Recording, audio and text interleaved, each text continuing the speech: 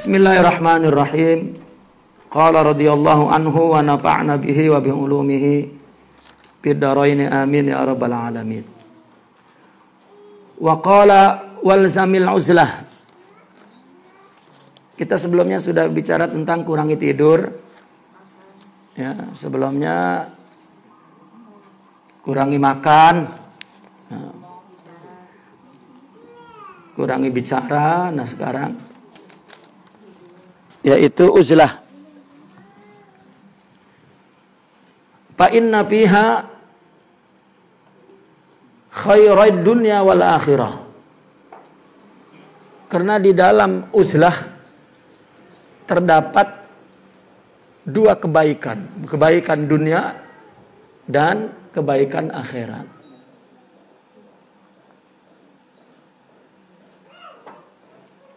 Al-Imam Ibn Mas'ud pernah bertanya kepada Rasulullah, apakah akibat kata-kata itu ada hukumannya di neraka? Itu. Maka Rasulullah menjawab, sakilat ka ummuk, katanya. Itu makna sakilat ka ummuk itu apa ya? Kita terjemahinnya, karena nggak mungkin Nabi itu marah sampai terpilih kata-kata yang tidak baik. Gitu. Tapi kalau secara lughah sakilat ka ummuk, di mana apanya di masyarakat umum, ya artinya memang kurang ajar loh kan gitu, enak aja loh gitu. Ya tidaklah orang disiksa di akhirat melainkan karena min hasaidi alsinatihim gitu. Hasaid itu panen gitu. Akibat dari menuai dari kata-katanya, dari bahasanya gitu. Artinya Nabi menegaskan bahwa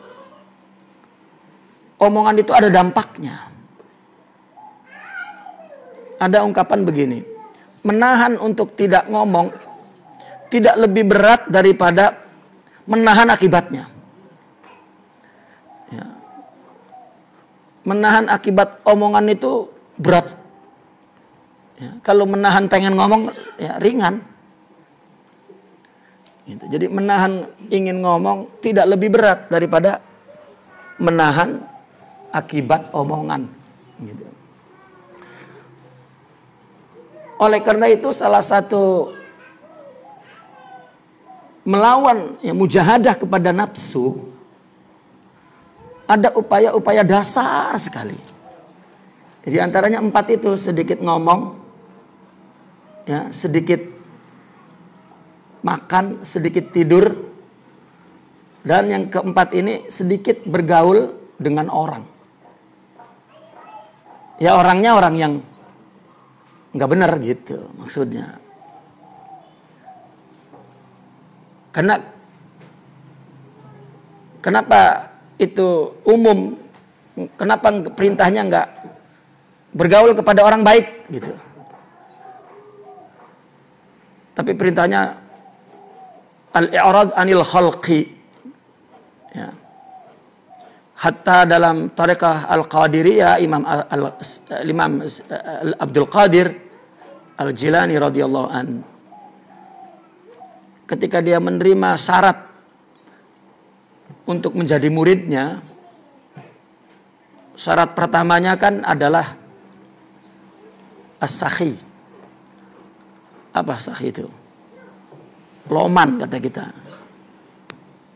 Ya, ciri orang tarikat Qadiriyah itu loman.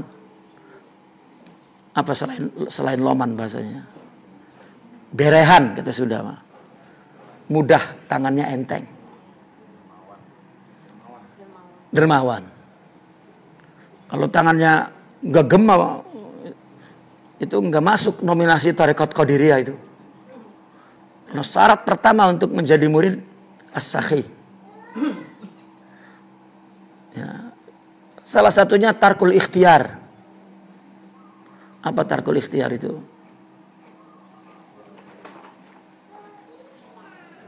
Tidak ikhtiar ini bukan usaha. Ini kita sering menerjemahkan bahasa kitab. Tarkul ikhtiar itu tidak usaha katanya. Karena kita ada satu terminologi lokal, orang nyari duit itu ikhtiar gitu. Padahal ikhtiar itu artinya menggariskan hidup atas pilihan sendiri bahwa inilah yang baik untuk aku. Saya kudu, kalau dari muda nih saya kudu kawin sama yang kaya begini, nggak mau yang kaya begitu, terus. Ya ujung-ujungnya yang kaya begini malah begitu akhirnya. Nah itu buang udah, pasrah kepada Allah. Kenapa ada perintah kita untuk mendengarkan suara orang yang hatinya bersih? Mungkin hari ini kata-katanya kelihatannya kurang kelihatan kebaikannya. Di hari kemudian baru.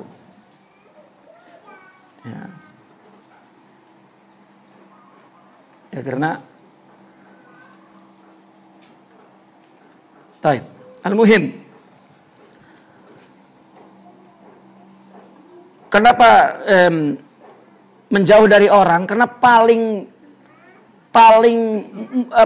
cepat perilaku kita, akhlak kita terbentuk itu oleh orang. Itu. Setiap orang tua kan kita ketakutan anaknya bergaul bebas. Kan berarti dia kan nggak bergaul sama binatang gitu. Malah disuruh ngangon kebo dah, itu nggak ngapa-ngapa itu. Ya.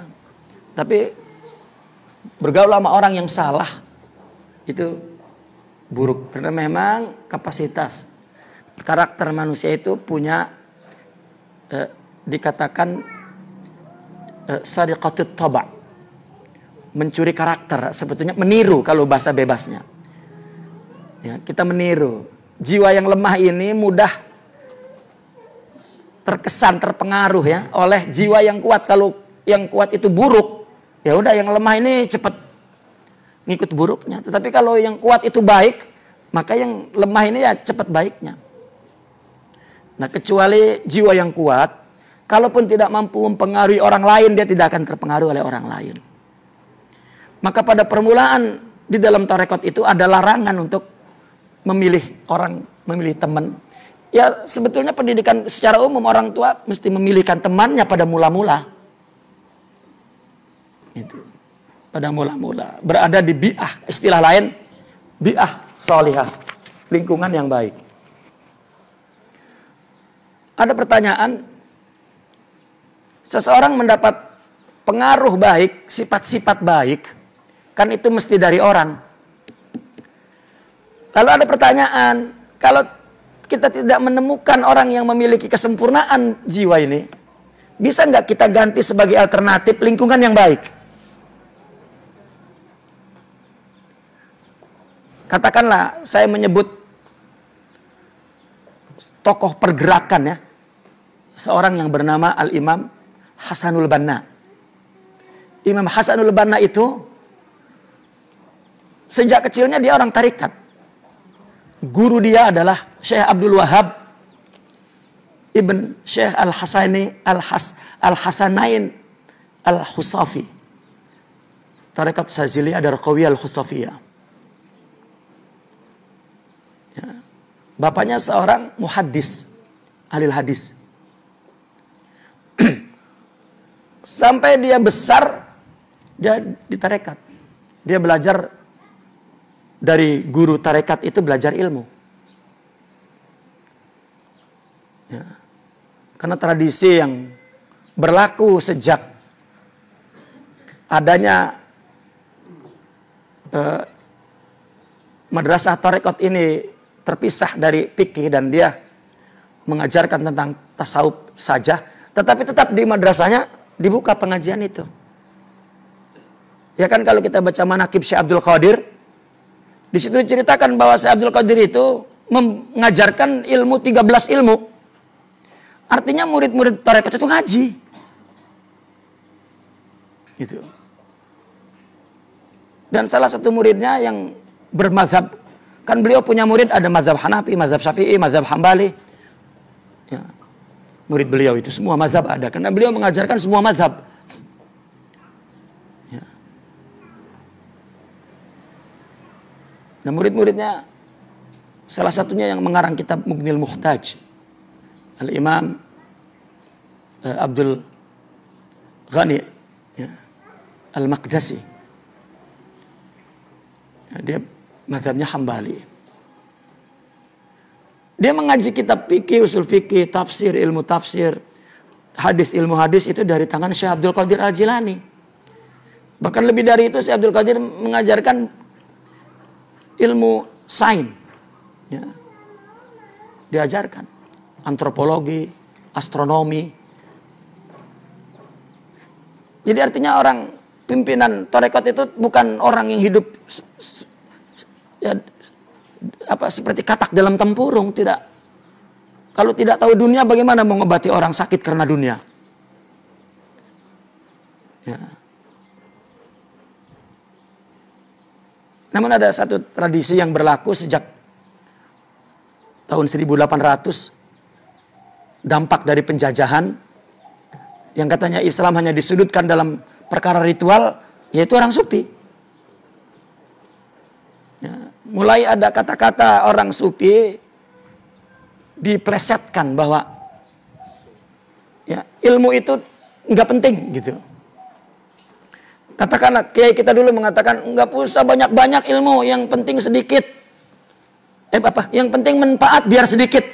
Padahal itu perintahnya nuntut ilmu itu. Tapi dipahami oleh sebagian orang, udah nggak usah nuntut ilmu. Lah kalau sedikit nggak manfaat, mendingan banyak nggak manfaat juga. Ketahuan. Karena seluruh perkataan ulama bukan di lingkungan tarbiyah, tapi lingkungan taklim. Semua ulama ya, yang namanya ulama ya ain lam mim, yaitu ilmu. Dia akan mengatakan al ilmu yakunu wal amal biduni ilmin la yakun, ammal ilmu bidunil amal yakun. Lianna haqiqatal ilma ilmu Allah. Ya, hakikat ilmu itu ilmu Allah. Amal itu buah daripada ilmu. Kalau amal bukan dari ilmu, ini buah tanpa biji namanya. Coba tanya sama dokter, kalau buah tanpa biji sehat gak? Nggak boleh dimakan. Jika ada buah tanpa biji itu harus dijauhi. Di samping ya ini aneh, dari mana dia lahir kalau bukan dari biji? Terus kalau tanpa biji bagaimana dia melahirkan generasi? Ya. Orang artinya membimbing tarekat itu bukan karena dia tapa di guha lalu ketemu Nabi Khidir, ketemu Syekh Abdul Qadir turun. Ini namanya buah tanpa biji. Atau dia mengatakan dia dapat dari mimpi. Tidak. Agama ini ada sanadnya. Baik riwayah wa dirayah. Tidak ada. Adapun mimpi itu lil istiqnas. Untuk menentramkan bahwa apa yang kamu lakukan betul. Ya. Kitabnya bukan mimpi. Kitabnya Al-Quran dan hadis. Itu. Maka penting, orang itu penting. Ya. Kita ketika di kampung kehilangan orang baik, kita memerlukan orang baik. Artinya, ya, untuk merubah kebaikan kita perlu orang, bukan perlu buku. Karena buku ini ciptaan orang. Nah makanya tadi saya bilang, lah ketika orang yang jiwanya diikutin nggak ada, kita lari ke buku sekarang. Supaya nyiptain orang kan gitu. Nah, kalau enggak jadi buah tanpa biji ini enggak sehat. Ya. Tanya dokter, ini kita enak, wah enak banget. Anggur nggak ada bijinya. Padahal itu enggak sehat. Ya, jangan-jangan itu plastik made in China itu nanti. Ya.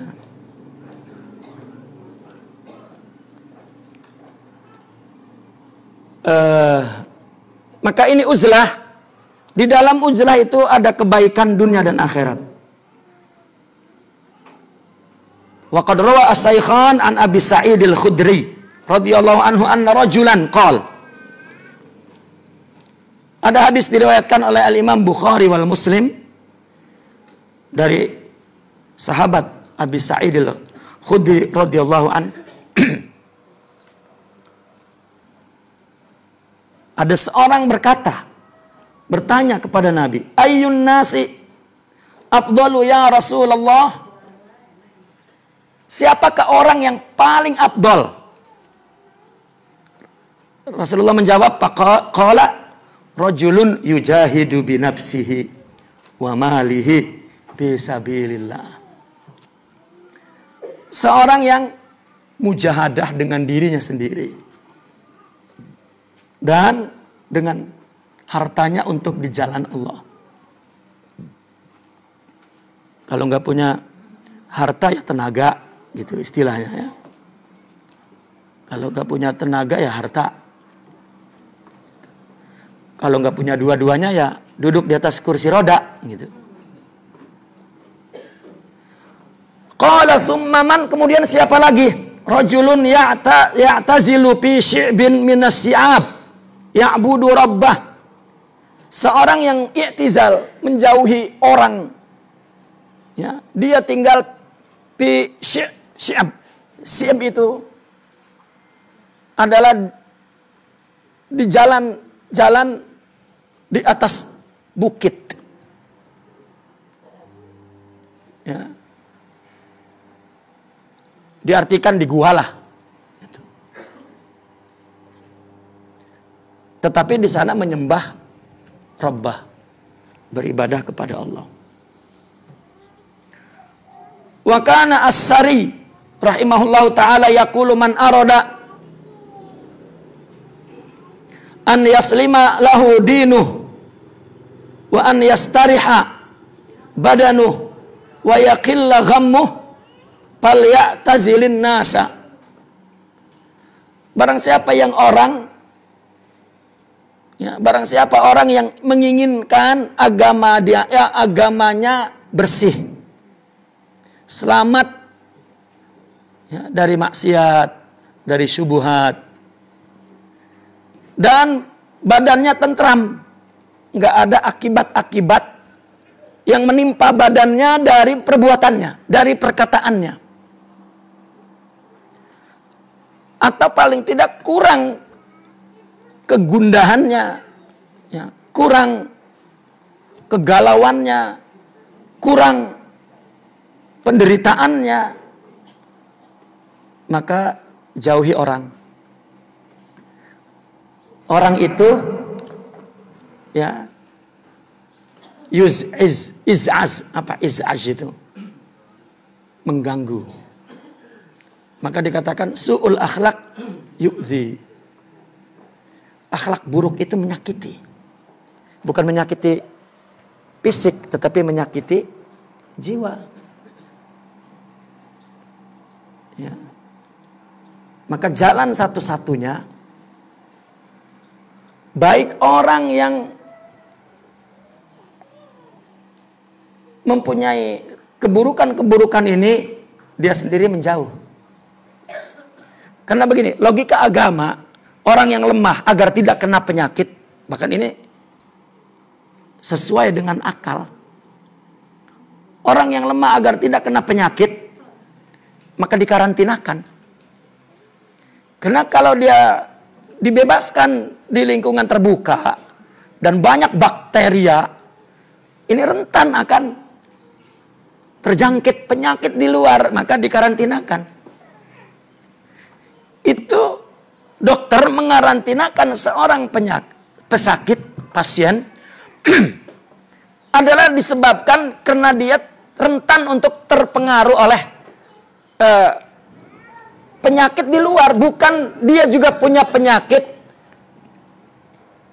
Ya, sangat mungkin untuk menjangkit orang lain. Itu nomor 2. Nomor pertama, dia yang penting. Karena kalau dianya sehat, maka silakan dia bergaul dengan orang. Itu penyakit fisik.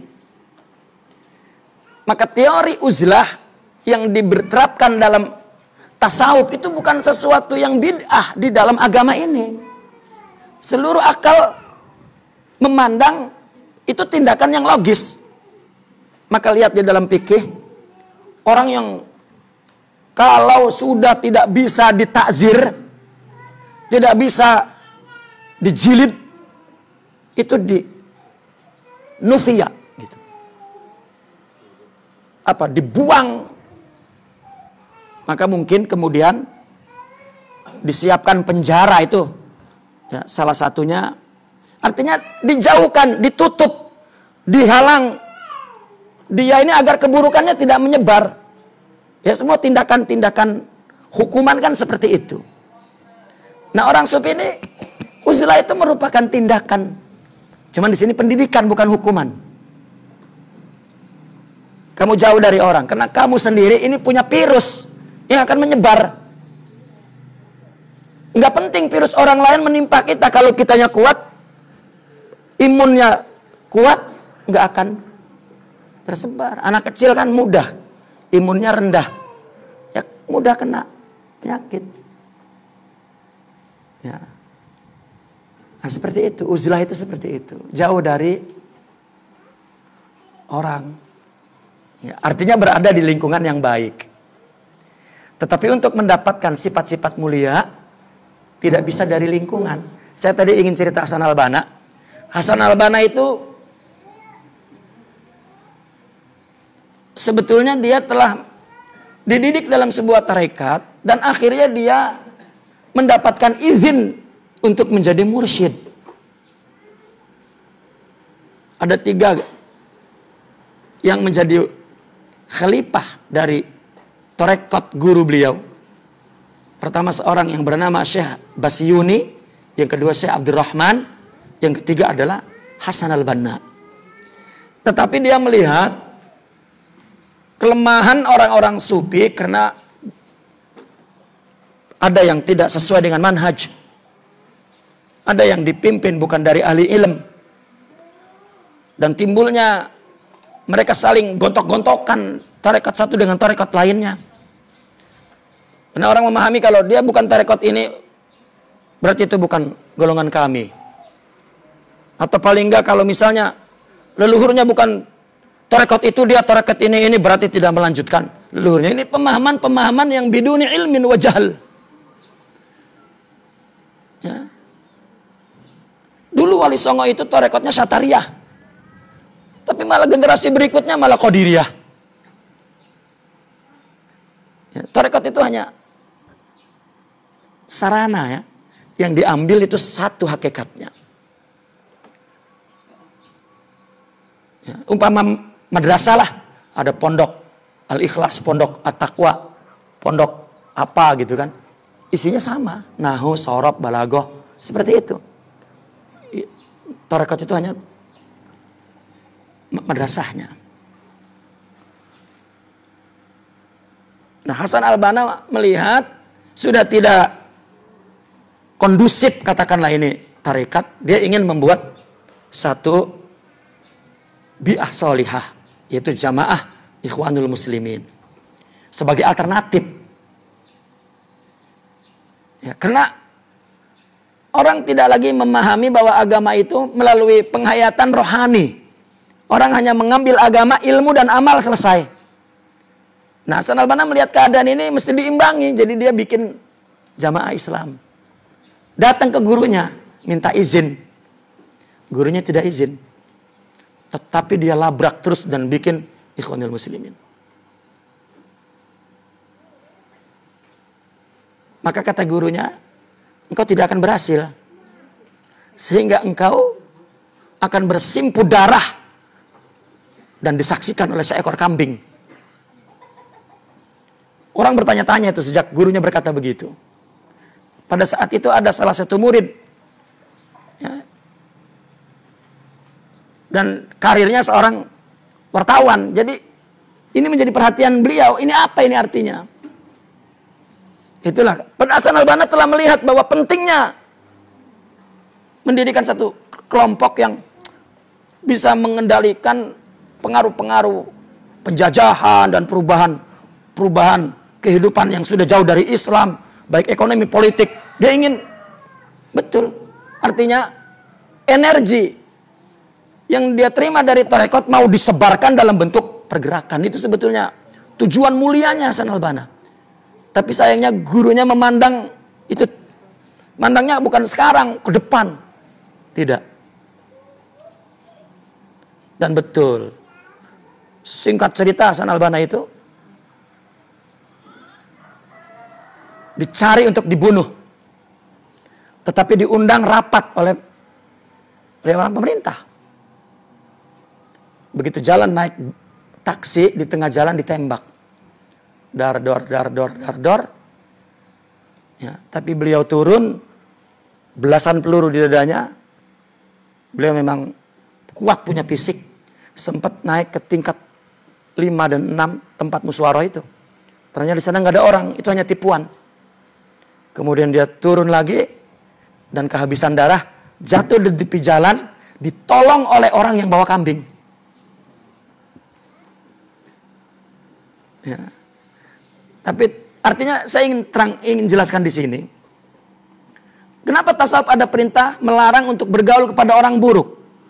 Kategori orang buruk dalam tasawuf ini bukan orang yang bukan ahli maksiat. Orang bodoh itu mah nggak perlu tasawuf. Kita nggak boleh bergaul dengan orang ahli maksiat dan orang bodoh. Ya. Orang yang bicara ilmu tetapi tidak ada hakikatnya dalam jiwanya. Sebetulnya. Ya, tapi pada permulaan seorang murid yang memang, apalagi orang secara umum, itu orang ketika masuk tarekat sendiri dia sudah merasa bahwa dirinya telah mendapatkan kemuliaan dari Allah, ya, untuk dipandang di mata Allah, ya, seperti yang dikatakan oleh Allah kepada Nabi Nuh ketika mau bikin perahu, kan, untuk perahu keselamatan. Ya, Allah mengatakan bahwa kalian itu fi a'yunina. Nah, orang apabila naik kepada perahu keselamatan, maka dia sudah dalam pantauan Allah, muraqabah. Ya. Tidak semua orang terpanggil untuk serius taqarrub kepada Allah itu. Tidak semua. Nah, maka dijauhkan agar tidak, yang badan yang lemah ini tidak terkena virus. Sementara itu, padahal bukan. Kamu yang penuh virus itu agar tidak menyebarkan. Karena orang meskipun punya ilmu, punya amal, kalau virusnya ada, jadi ustadz nyebar virus, jadi kiai nyebar virus, jadi siapapun nyebarnya virus.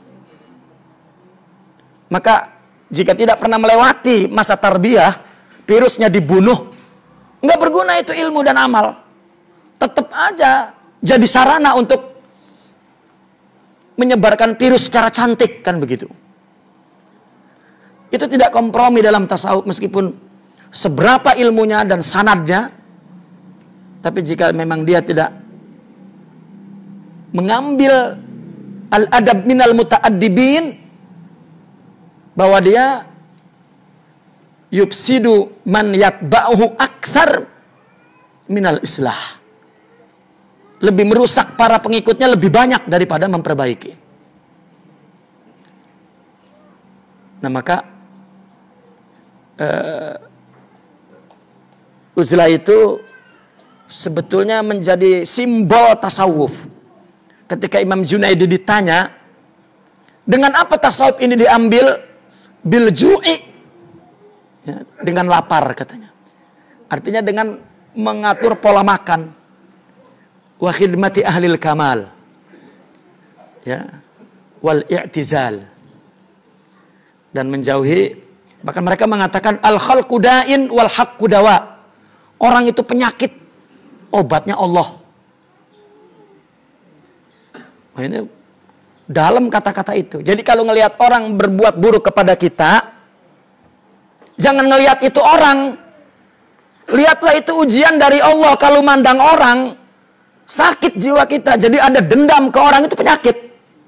Maka jangan bergaul dengan orang sebelum mengerti bahwa hakikatnya itu Allah. Jika sudah tauhidnya kuat, silakan. Dia tidak akan terkena keburukan orang, tetapi malah dia akan, ya paling kurang dia tidak terkena kalau dia tidak bisa berubah orang. Nggak ada kekuatan itu fi inayatillah yani fil akhlak. Ya, nggak ada kekuatan itu karena akhlak adalah kuwah rabbaniyah. Kalau kita mau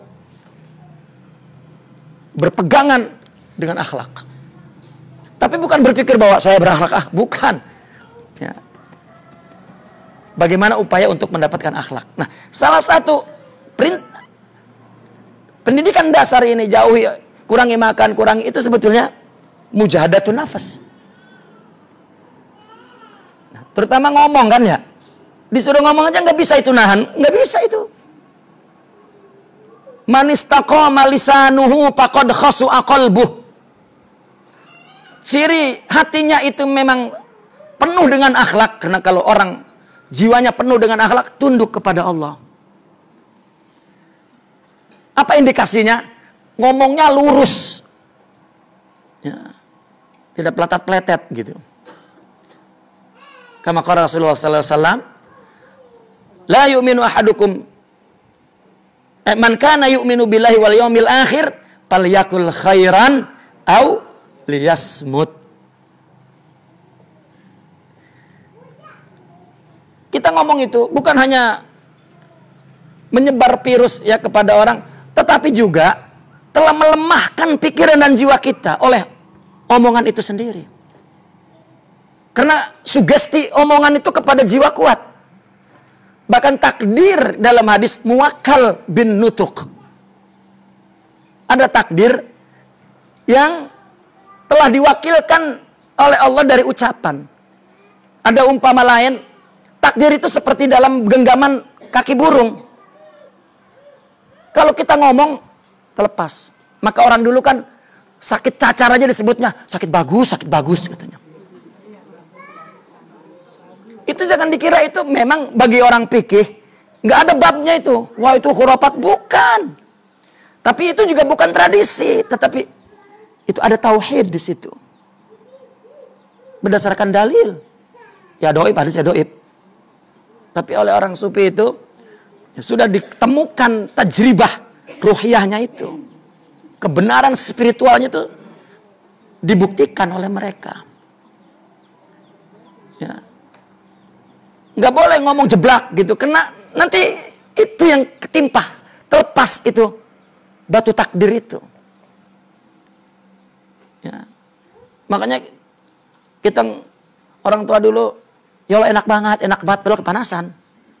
Enak banget gitu. Karena ada sugesti sebetulnya paling kurang ada sugesti ucapan kita yang membuat kita semakin rapuh dan kacau itu pikiran itu. Tapi kalau bicaranya bagus, ya padahal mah sugesti itu Tuhan dari mana sugesti itu? Allah kalau mau bicara. Ya, itu makan bicara ilmiah itu bicara, wah ini sugesti, ini gravitasi ini. Emang ada Tuhan selain Allah? Tuhan gravitasi, Tuhan sugesti, Tuhan. Itu simpul akal. Akal itu kalau menilai, menyebut, meletakkan satu paham, dia mesti memberikan sebuah simpul kata-kata. Simpul itu ikatan. Itu sebab akal itu kan mananya ikatan, ikil, maka terminologi. Tapi kita mesti tahu ma'ani daripada terminologi ini. Jangan sibuk di terminologi. Nanti akhirnya menyembah selain Tuhan, namanya terminologi. Gitu. Orang sufi sendiri ribuan membuat terminologi. Ya, tetap ilmiah gitu. Namun perlu dipahami bahwa semua Allah, tidak ada yang tidak Allah. Kita hati-hati dengan orang karena itu Allah, gitu. Ya. Nah ini uzlah itu antara lain itu. Bagaimana menyembuhkan diri sendiri.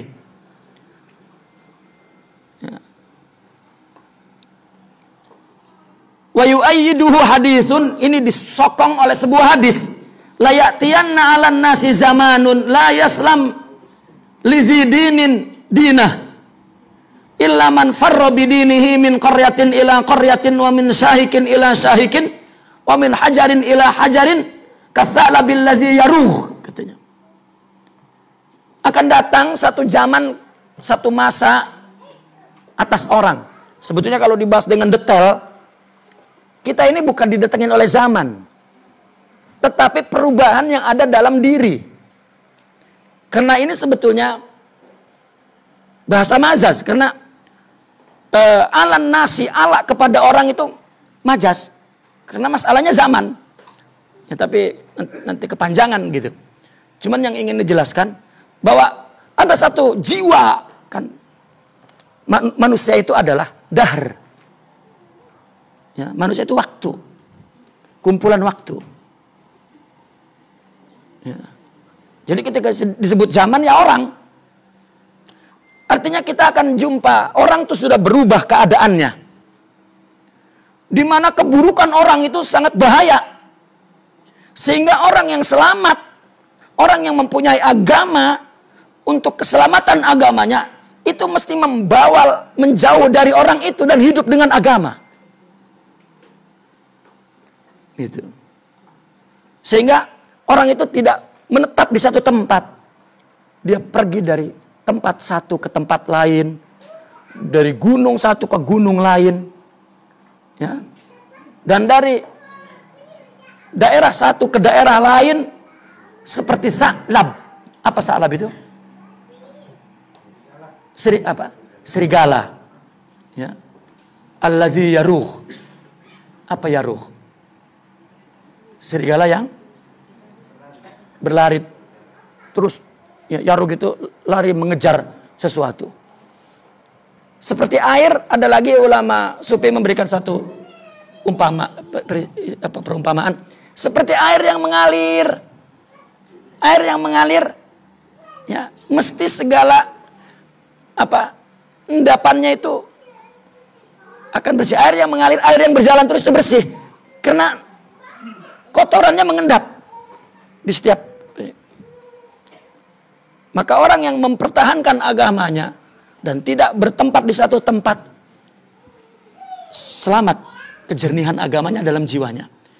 Karena dia tidak sempat tertimpa virus, kejangkit virus oleh virus orang.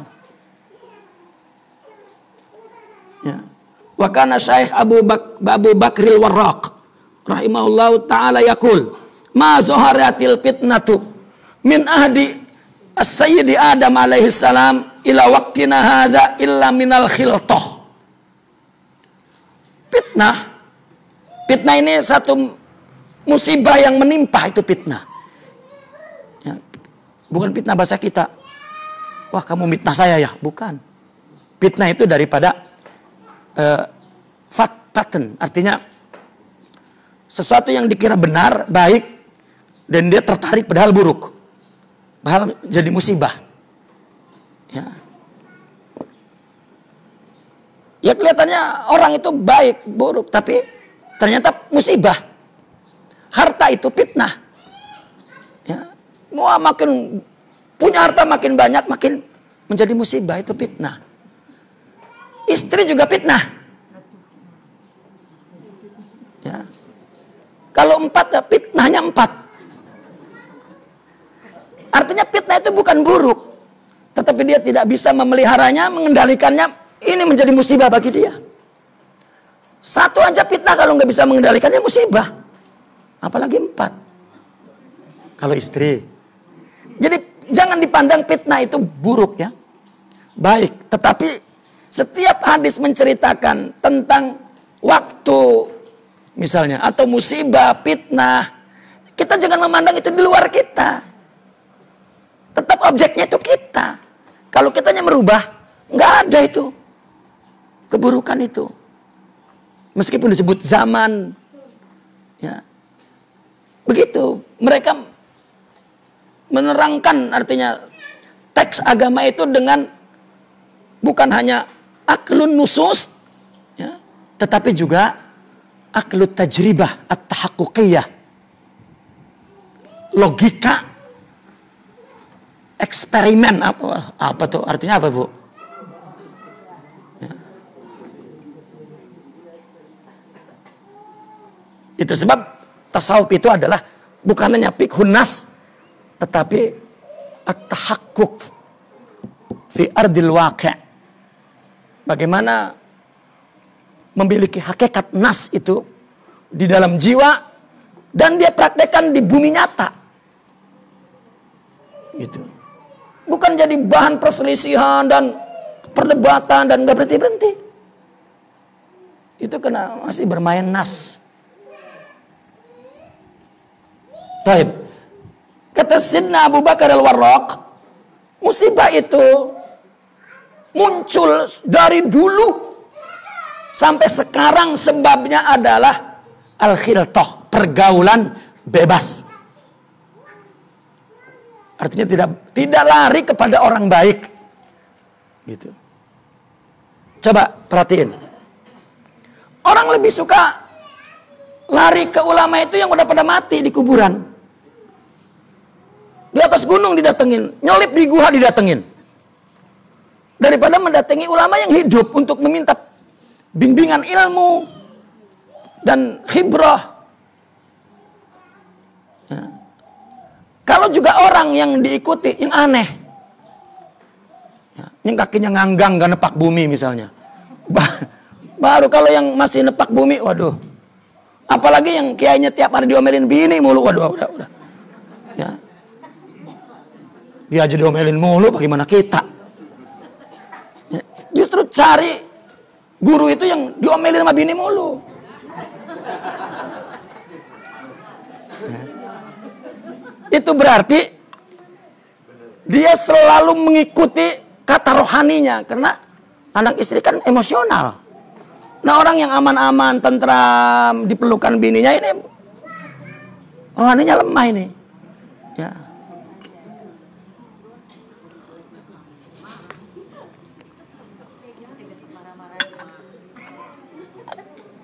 Makanya ada umpama, ya, orang itu mau jadi harimau yang sedih atau kelinci yang bahagia.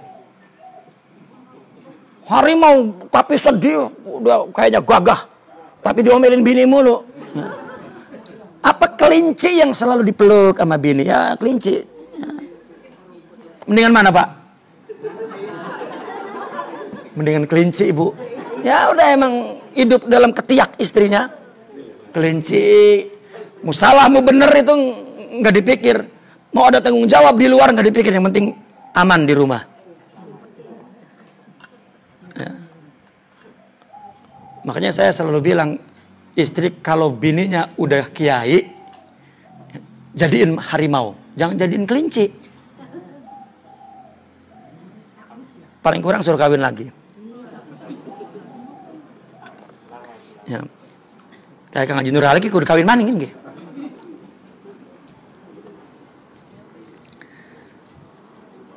Ini sebabnya adalah khiltah, pergaulan. Bohong Bu, itu mah lagi ngomong ya. Bukan ilmu, itu mah bukan. Itu mah pengalaman, bukan ilmu. Wa min janibin nasi kana ila salamati aqrab. Man janaban nasa kana ila as-salamati aqrab. Ya sama, menjanibin nas, karena kata ijtinab itu dari jam. Kenapa ijtinab? Yani khudi hadal jam wabta'id jambal akhar. Maka ijtinab, ambil satu janab. Gitu. Maka orang yang menjauhi orang itu lebih mendapatkan keselamatan. Ya. Lebih hampir mendapatkan keselamatan. Artinya begini, kita bergaul dengan orang, ambil yang baiknya saja, jangan yang buruknya. Itu. Tapi bagaimana kita bisa ngambilnya? Orang jika ingin baik ada 4 caranya katanya. Pertama,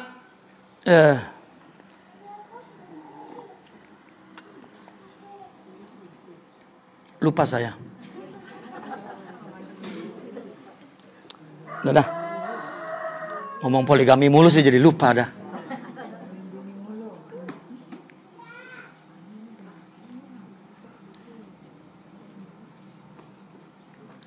Ya. Yang pertama, punya teman yang soleh, dengerin nasihatnya. Punya teman yang soleh tetapi yang peduli. Peduli kepada kebaikan temannya. Nah, disebutnya nasih. Penasehat. Artinya nasih ini orang yang peduli akan kebaikan temannya. Karena ada teman yang bodoh amat. Mau hancur kayak ada saudara sama saudara bodo amat mau hancur kayak. Jangan. Kita punya tanggung jawab untuk memperbaiki. Karena itu Tuhan yang perbaiki kita. Kita hanya berupaya saja. Ya bukan biarin mampus. Dulu. Ya. Itu orang kalau memang punyanya keburukan ya ngasihnya keburukan. Kalau punyanya kebaikan ya kebaikan. Orang yang mulia jiwanya akan memuliakan. Kalau orang yang punya hina itu akan menghinakan orang. Sebetulnya masalahnya di situ. Nah, maka cari teman yang nasih, yang peduli akan kebaikan kita. Tapi terkadang kita itu nggak nerima kalau yang nasihat itu cuma teman. Belagu banget loh. Tuhan mana juga sama lo. Nah, berarti kita tidak sanggup menerima teman. Yang kedua, musuh. Kenapa musuh? Ini perkataan Imam Al-Ghazali. Kenapa musuh? Karena musuh itu nyari keburukan kita aja. Kita ini nggak bakal tahu keburukan kita kalau bukan dari musuh. Maka kalau musuh mengatakan buruk, terima itu keburukan kita. Bukan seperti geledek tuh orang. Loh, musuh itu sehari-harinya melihat menguntit keburukan kita. Kejelekan kita. Namun jiwa yang lemah itu tidak bisa belajar dari musuh. Musuh ngomong 1, dia 20 malah. Kan nggak bisa dia. Padahal semuanya Tuhan. Mau teman, mau musuh, kalau dia hanya melihat Allah, dia mendapat kebaikan dari semuanya. Nah, kalau tidak punya musuh, nggak bisa dari musuh, udah dah, hiltoh, bergaul dengan banyak orang. Perhatikan, orang tuh beragam keburukan. Hindari keburukan kalau kita ketemu itu. Ini orang pelit banget ya? Enggak, gue mah nggak pelit. Maksudnya begitu. Kenapa? Karena kalau kita nggak tahu keburukan itu, lihat di orang. Kalau kita ngeliat, bocah pelit banget kan buruk. Jauhin. Kita jangan pelit. Ini namanya belajar dari pergaulan. Ya, ini ibu-ibu cerewet banget. Ya, misal, jauhin. Ya kalau suami, jangan dijauhin Pak. Temenin satu lagi. Kasih satu lagi. Berhenti coba dah. Karena ada seorang istri sakit, Bu. Sama suaminya ngomong, bacain Quran apa saya, Pak? Bang, saya sakit ini. Langsung lakinya megang Quran, dibuka. Fankihu ma ta'aba lakum minan nisa'i. Rupanya bininya ibu-ibu majlis taklim. Tahu artinya itu ayat poligami. Sembuh langsung. Wah, langsung bangun. Wah, nggak sakit katanya.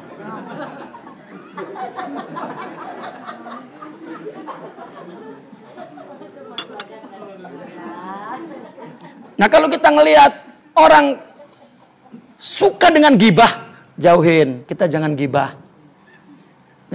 Ya. Terutama bukan kita ngelihat orang kepada orang, terutama perlakuan semua orang kepada kita. Makanya kata Nabi, ahli surga itu orang yang yasiluman qata'ah. Nyambungin orang yang mutusin persaudaraan. Ngasih orang yang pelit. Itu nggak bisa itu, mesti punya Tuhan di dalam jiwanya baru dia bisa melakukan itu. Kalau nggak bisa.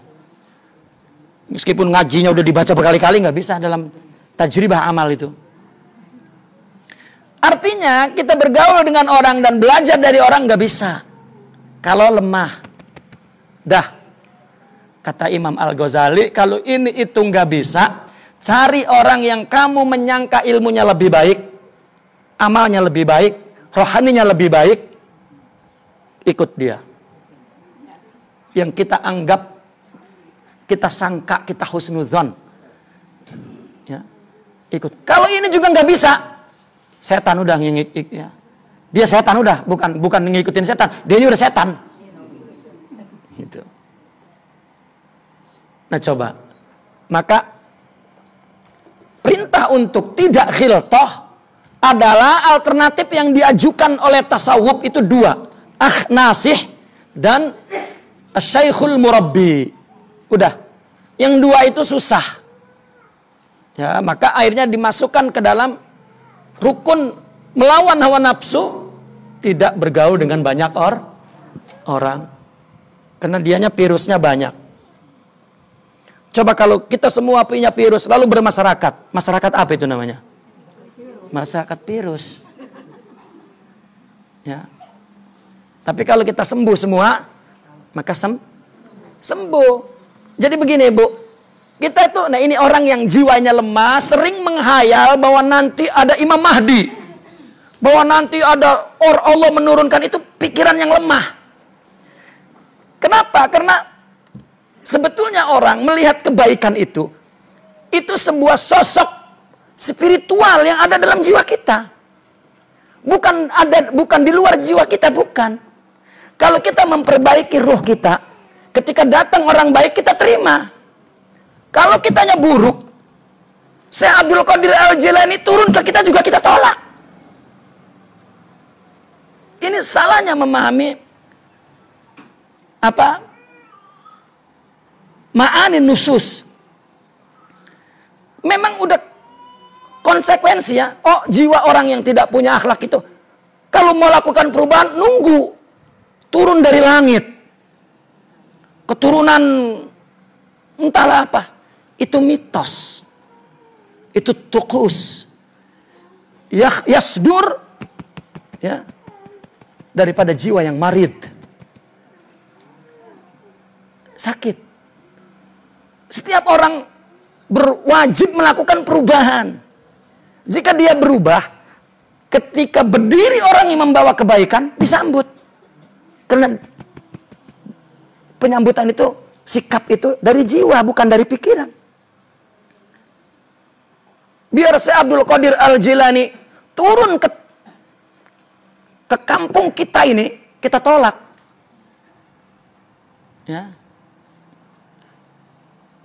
Itu salah memahami, melakukan taghyir itu, perubahan itu. Ibda bi anfusina. Mulai masing-masing dari diri. Ya. Baru Allah utus. Ya, Allah sebetulnya yang bawa kebaikan, bukan, tidak ada orang kemampuannya makhluk. Semua dari Allah.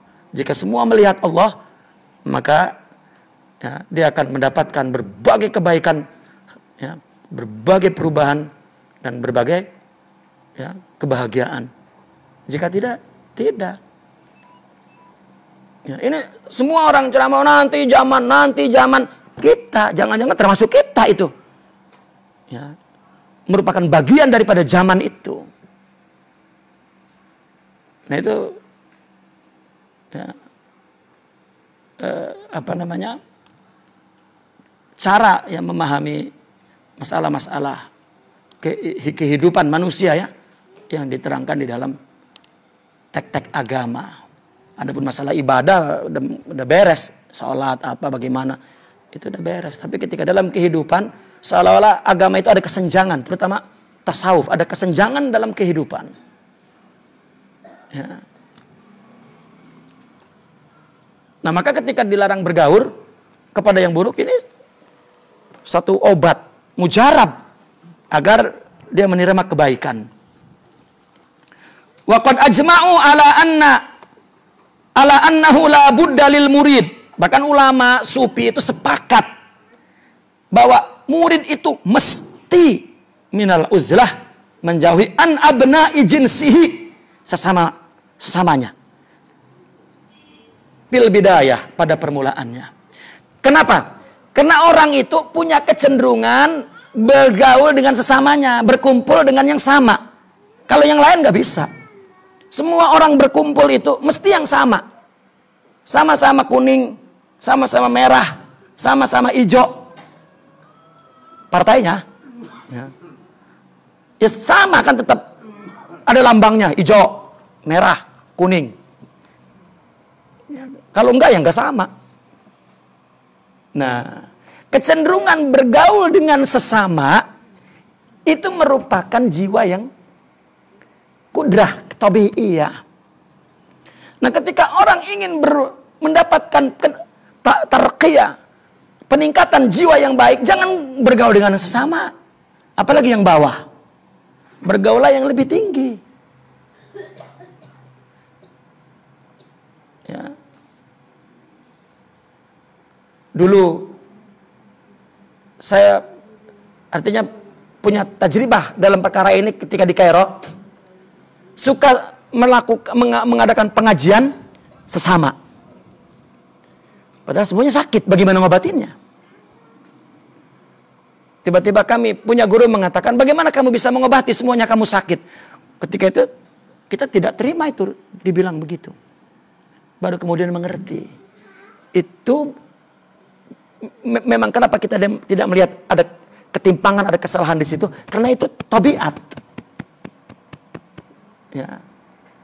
Itu sebab ada anjuran untuk as-suhbah, al-qudwah. Karena ada kecenderungan kita kumpul kepada sesama. Ya. Dan kumpulan itu dinilai tidak beradab, tidak ada adab di situ.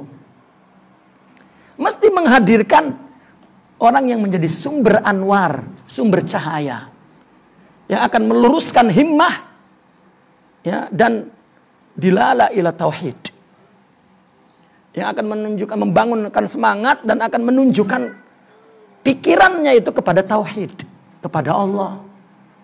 Kalau tidak ya sesama mereka saja. Dan itu yang terjadi di mana-mana. Ketika tidak ada tarbiyah seperti itu. Nah, maka pada permulaannya dijauhin dari abna jinsih fil bidayah. Summa al-khalwah bin nihayah. Kemudian berakhir dengan khalwah. Khalwah di sini definisinya adalah infiradul qalbi billahi anin nas. Al-khalwah fil jalwah. Ada istilah di zaman Wali Songo, katanya topo ing sejerone projo, katanya. Bertapa di tengah keramaian orang. Artinya hatinya tetap bersama Allah dan menyaksikan semua perbuatan dan sifat dan kehendak Allah dari perilaku manusia. Jadi dia tidak pernah bersama orang, dia hanya bersama Allah. Melihat perilaku orang. Inilah yang dapat membawa orang ke Allah. Karena solusinya akan ke Allah. Kalau tidak, ya berantem terus.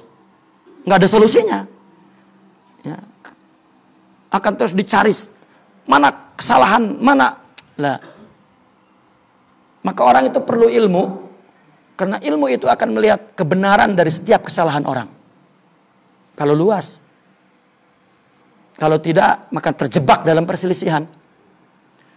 Tapi lebih sentral lagi, orang perlu makrifat. Kalau punya makrifat, tidak melihat kesalahan orang. Semua hikmah dan imtihan dari Allah. Orang yang sedang melakukan keburukan adalah orang yang mendapat ujian.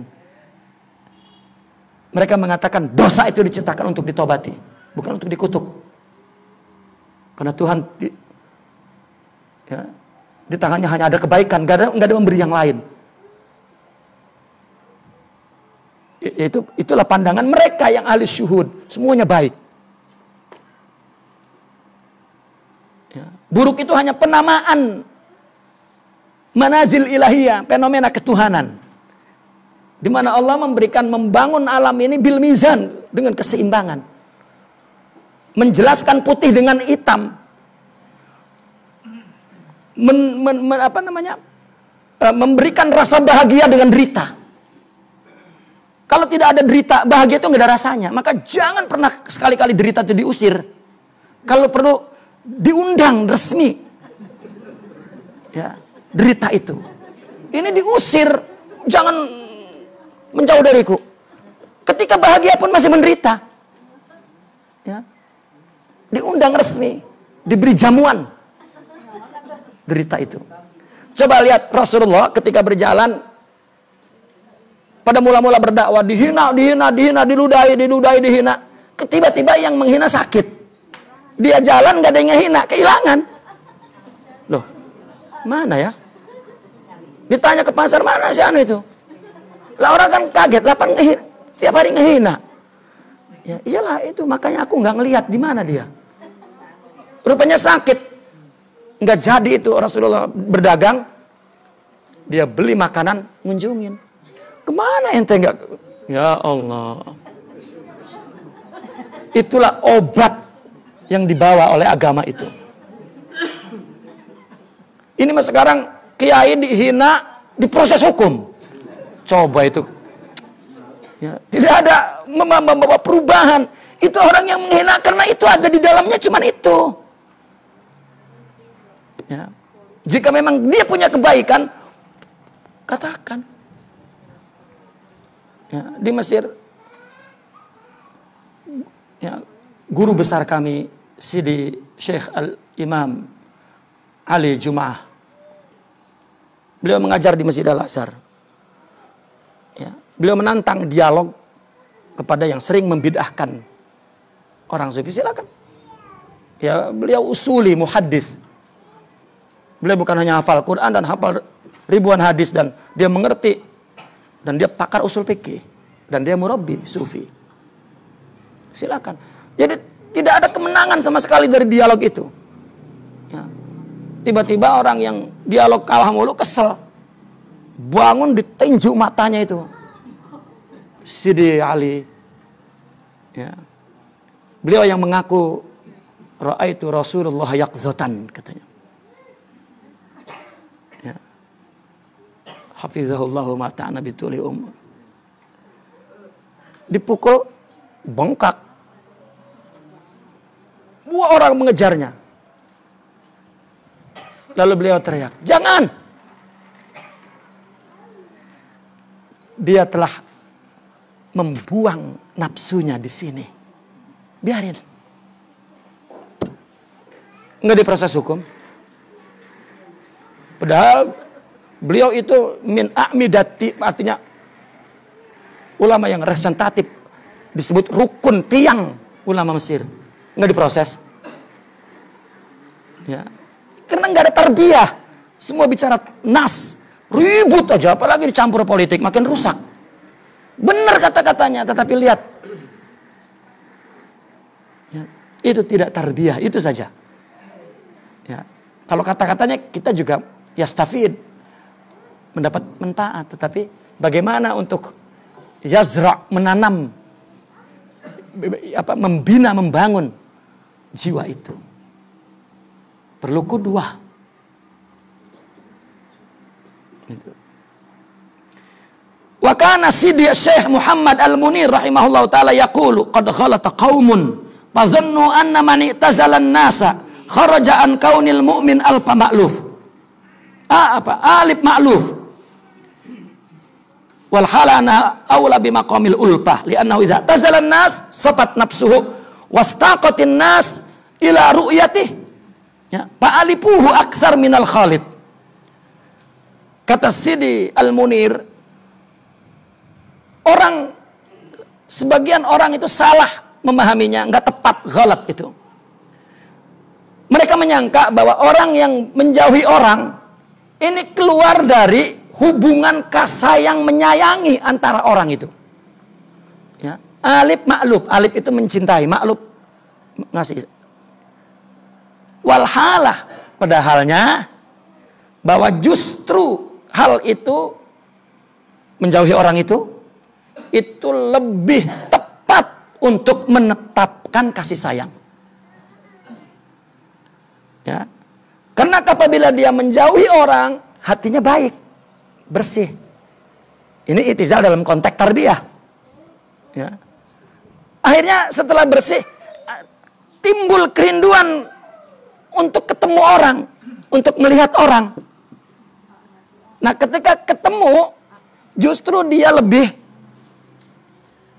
lebih mesra, lebih ulpah, lebih bermahabbah daripada orang yang bergaul aja.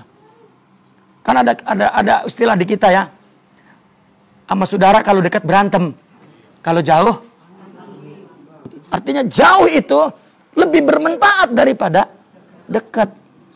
Tetapi kalau udah baik, dekat lebih bermanfaat daripada jauh. Itu teorinya begitu. Itu logis akal, bukan keluar dari akal. Ini orang nggak baik, jauhin dari saudaranya kalau buruk. Kalau udah baik, harus bergaul. Ya. Nah, ini yang Perlu dipahami. Wa aslul i'tilab, dalil daripada i'tilab ini, kenapa orang bisa beriktilab itu berukun-rukun ya. I'tilab itu rukun ya, berukun-rukun. Ya. Apa dalilnya? Innama huwa birruh. Bukan dalil ini, asal. Asalnya orang i'tilab, dasarnya orang berukun itu adalah ruh. Kita itu bergaul kepada orang bukan jasad. Coba lihat. Orang akrab 10 orang. Ada yang tinggi, yang satunya ya pendek, hitam, putih, pesek, mancung. Kan bukan kesamaan fisik. Kesamaan apa? Mental. Ya.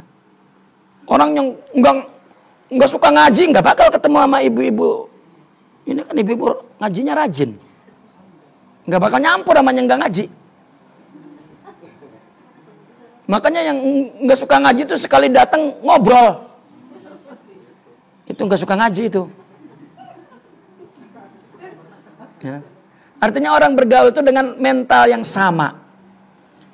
Kita kenapa jodoh sama laki? Ada mental yang sama, Bu. Itu yang bikin kita lama itu nggak cerai-cerai. Sama-sama malas. Ya. Yang kalau yang satu malas itu rajin cerai. Udah bang, lu mengaji mulu dah. Cerai. Ya, sifat-sifat kerohanian, sifat-sifat diri jiwa ya. Ada kesamaan, itulah yang mempertahankan orang rajat, awet ya. Perlu kesamaan. Makanya ngelihat orang, ngelihat aja pasangannya. Udah. Seragam. Ya. Kuning-kuning semua, hijau-hijau semua. Ya. Maka sejak itu, Bu, ketika saya kawin, saya nyari bini itu yang lebih baik supaya saya dianggap baik kan gitu. Pilih gitu. Ini keturunan mana nih? Punya ilmu enggak? Punya akhlak enggak? Wah, rayu dah supaya mau jadi istri. Itu. Kurang satu, tambahin lagi satu lagi yang baik. Tambahin lagi. Ya. Jadi kita jadi baik dengan bini. Ya. Apalagi kudunya mah perempuan baik dengan suami. Tapi ada sifat-sifat yang masing-masing khusus. Disitulah tugas kita untuk memimpinnya. Yang baik mimpin yang buruk. Ya. Itu jangan ngarepin ke laki doang. Kena lihat doanya. Rabbana, apa doanya itu?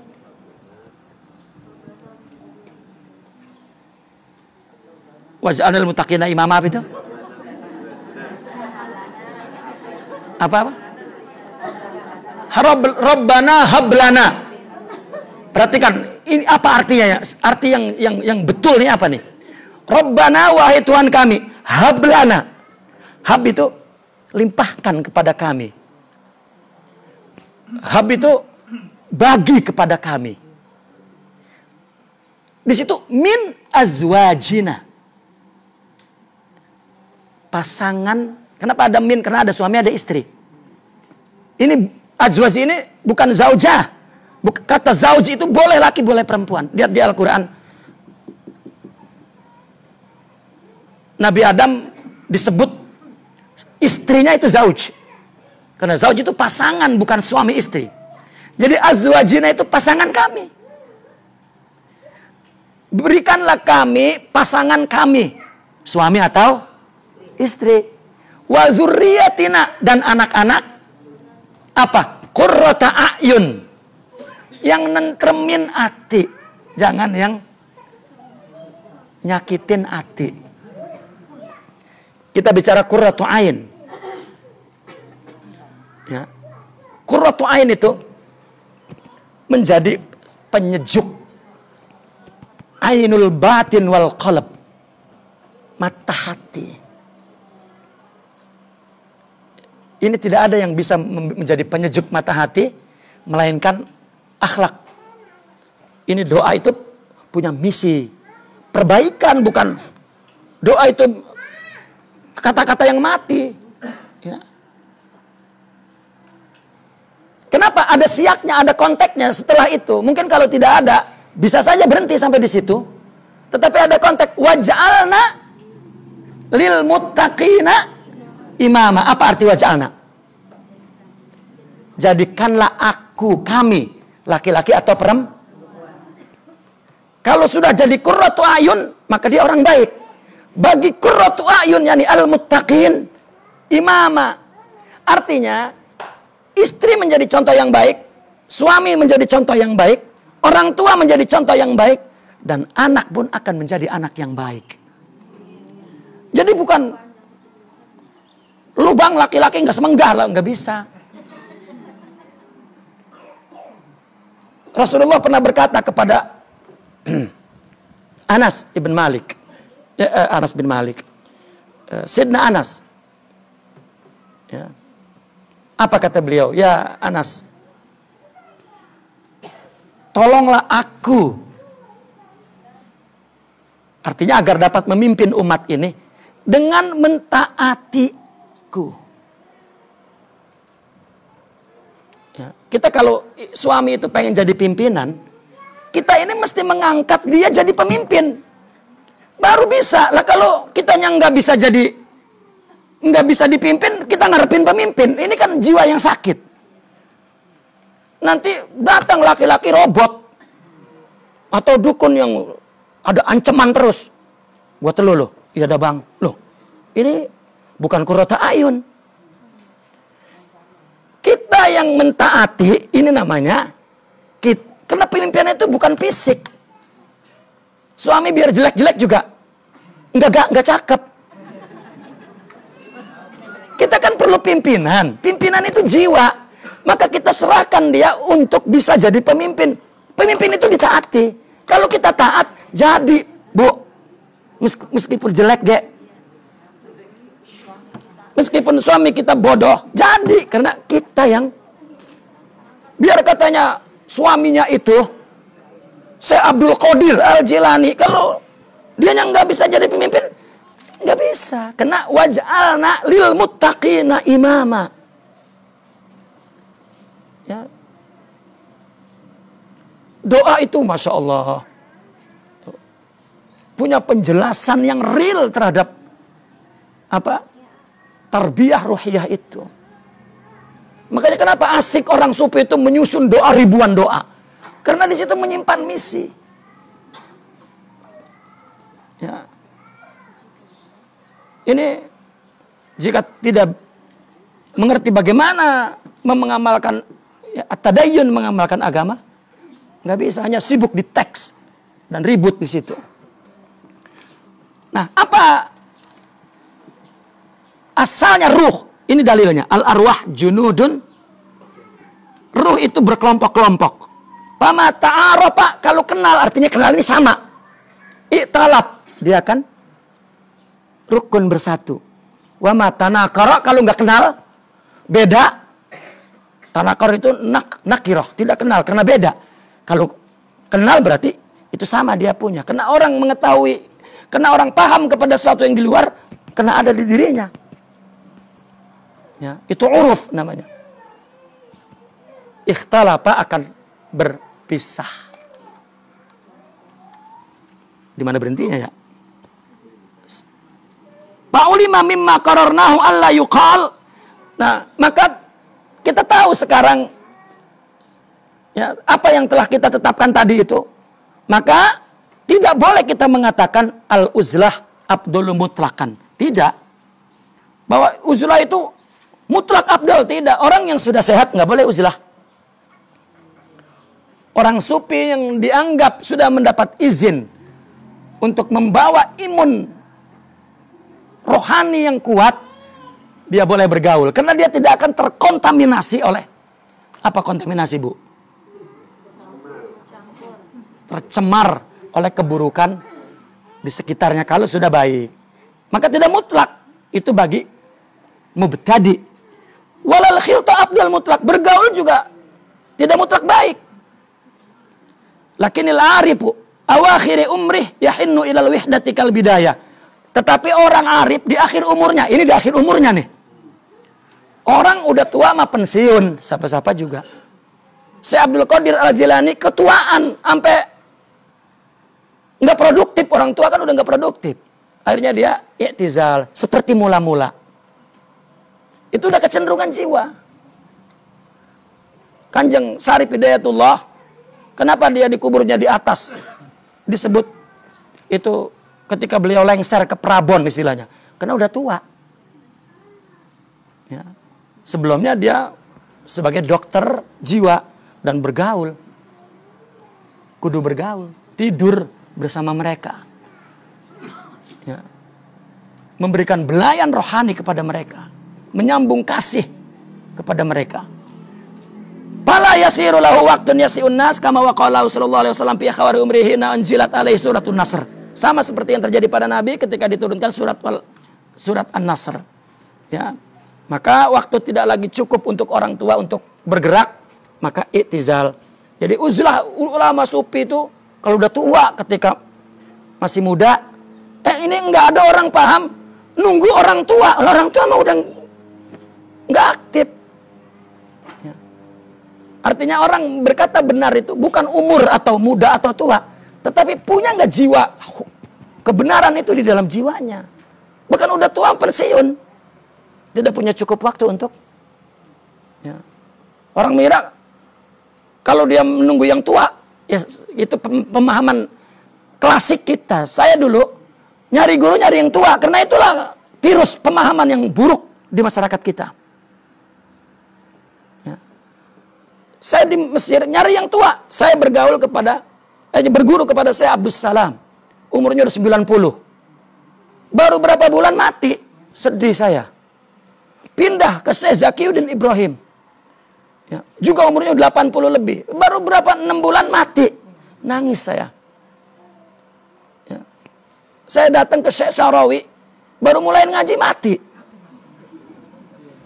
Akhirnya saya pikir, wah, bahaya ini yang tua-tua ini. Saya nyari yang muda. Nah, baru ketemu. Saya punya guru lagi ngangkat beras 30 kilo. Ya, ini baru deh. Guru. Ya, terus saya mengikutinya sampai akhir. Baru di dalam tasawuf dipahami, ya Allah. Imam Junaidi al-Baghdadi menjadi murabi umur 21 tahun. Ya, katakan kita melihat tokoh-tokoh yang sekarang. Habib Umar berapa umurnya? Beliau lahir tahun 63, 64. Ya.